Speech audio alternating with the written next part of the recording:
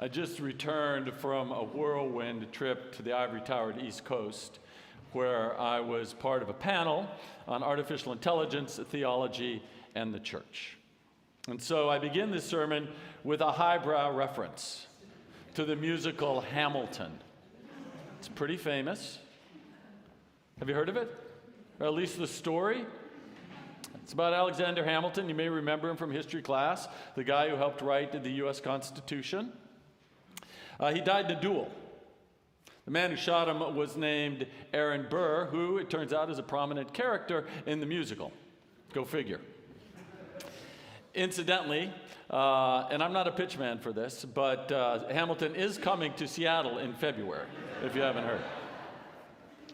Anyway, in this musical, Burr has a moment of self-reflection when he is alone on a stage, and he sings a song that is titled Wait For It.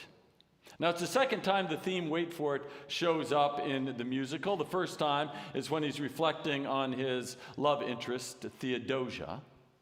This time, the song's about Hamilton, with the refrain that contrasts with how Hamilton confronts the world. For Hamilton, it is, he takes it, he takes it, he takes it. He has something to prove and no time to lose. In contrast, Burr refers to himself as the one who is willing to wait for it.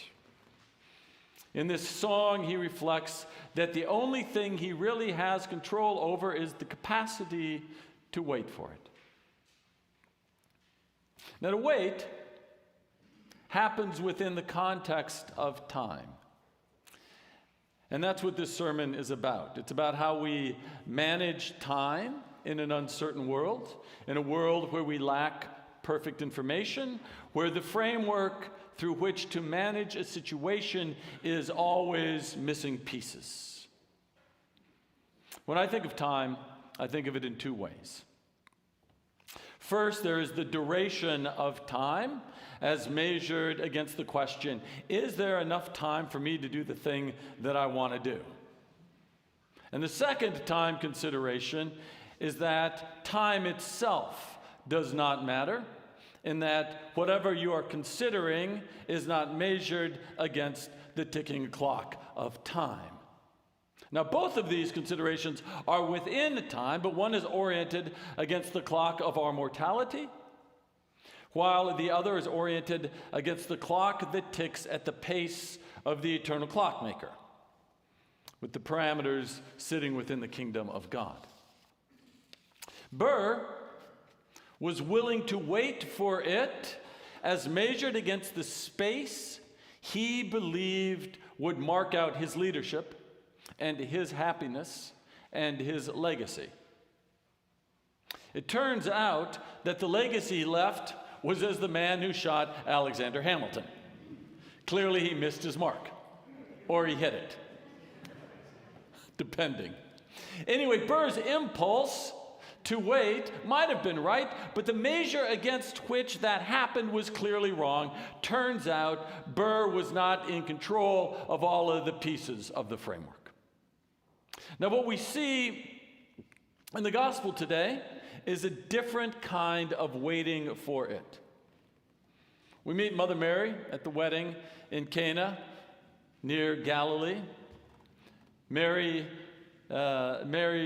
seems to have a particular interest in this celebration, which indicates that the person getting married was probably a relative of hers, which of course would also explain why Jesus was there. And they have a problem. And the problem is they are out of wine. Now that's a problem 2,000 years ago. It might be a problem today as well. But certainly within the context of those times, it was a big deal. Running out of wine could be a great source of humiliation that may cast a shadow on how people viewed the marriage itself. Since back then they didn't have a lot to gossip about, it's easy to imagine how people would remember for a very long time that was the wedding. Remember back then, that was the wedding where they ran out of wine. So Mary, she approaches Jesus with a simple statement: "They're out of wine." To which Jesus replies, "What does that have to do with me or you? My time has not yet come." Now I can imagine how I might have responded if one of my children had given me that particular answer. But Mary was willing to wait for it. Right, she heard Jesus' response, and yet it seemed she was able to make space for the possibility that something else might happen. She was willing to wait for it. She didn't try to make it happen. She did not push the point or leverage her power or exert her will. She simply waited for it. And what's more, she wasn't waiting for it because it would be better for her, like Burr was. She was waiting for it because she believed that something better might happen, because with God, all things are possible. She was willing to sit with the unknown, the uncertainty, the ambiguity, waiting patiently because there is always another possibility. Now, hers was a countercultural posture. Mary was willing to sit with gaps in her understanding. She was willing to just not know what was next, or not even be able to think about what might be next.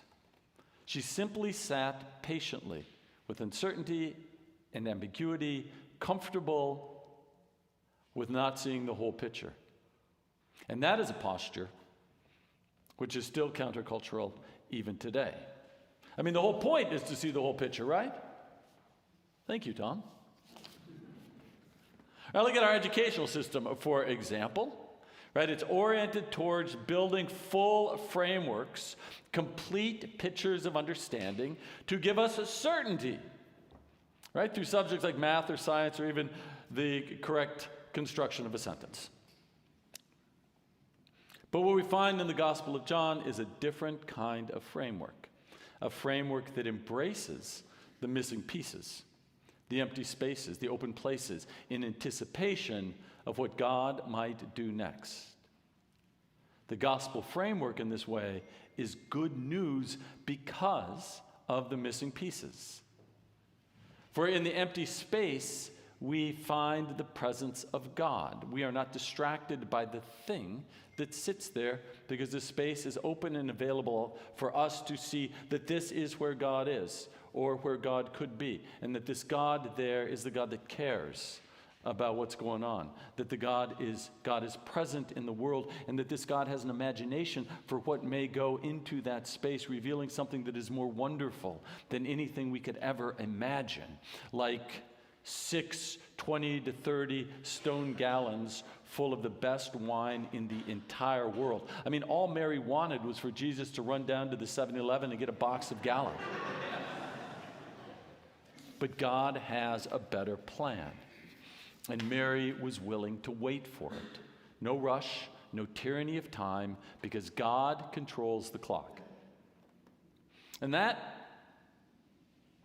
can make us uncomfortable, because it always feels like we're up against a deadline, right? That there is a hard stop on the clock against which we measure our lives, and sitting at the end of the hallway of mortality in front of a stone wall is the Grim Reaper.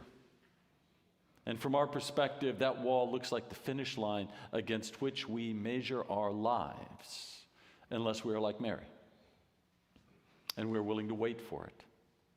Understanding the clock ticks the same on both sides of the wall, where at the end of the hall there is a curtain to move through, not a wall to splat up against. Mary clearly gets that. And yet also, she's clearly concerned about what's going on within her community, what's happening at that wedding. Because she really wants it to go well for the couple that's getting married, doesn't she? And that's exactly what we would expect from Mary, isn't it? But she also understands that if they run out of wine, and the bride and the groom receive that ridicule and humiliation, and that ridicule becomes part of the story that everybody tells about them, it will never be the last piece of the story that is told. Because God controls the clock, and God knows we are more than our very worst day. Which is why Mary is unfazed by Jesus' response. There is no anxiety in her willingness to wait for it. So Mary waits for it. And that's a hard thing to do in a culture that trains us to be the kings and queens of our own kingdom, the captains of our own destiny, with role models like Alexander Hamilton and maybe even Aaron Burr.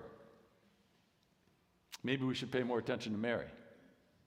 Mary is a leader that can see the gaping holes in the framework and know that God owns the spaces that we cannot perceive. Mary was prepared, right? She was prepared, and she prepared the people around her for the possibility that God might do a new thing. What did she tell the servants? She said, do what he says. Do what Jesus tells you. And that's all she says. No anxiety, no pressure, no promises. Just a calm heart, willing to wait for it, whatever it might be, even to the ultimate horror of standing at the foot of the cross. Even then, believing that God would fill the gaping hole, the ultimate void of the death of her Son, the Messiah, God incarnate, Emmanuel, God with us, now gone. Mary was even willing to stand there and wait for it. And you wonder how. And you wonder how. And it's through the framework of her practice of prayer. Mary trained, hoping against all hope that she would never be tested, that there would never be a moment when the gaps were bigger than the framework itself, and yet the cross came, and Mary was able to meet it. She was able to wait for it, whatever it might be, because prayer is the spiritual exercise of waiting for it. Prayer is sitting there, same time, same place, same way, every day, so that when our life runs out of wine, or worse yet, we find ourselves at the foot of the cross, we know that we can wait for it. Because we know that God is in the gaps, that God cares, and indeed, our God is the God of resurrection. Mary's willing to stand at the foot of the cross, staring into the void, trusting that the framework of God will hold, and that God's response is even more than 6 30-gallon jugs of the best wine in the world. God's response is resurrection. So Mary shows us how to wait for it. She asks God. She asks Jesus, and we can do that as well. Right? She prepares others, and we can do that as well. She practices prayer, and we can do that as well. And she waits for it. And we can wait for it as well. Knowing that God is here, that God cares, that God has a plan that is as big as resurrection.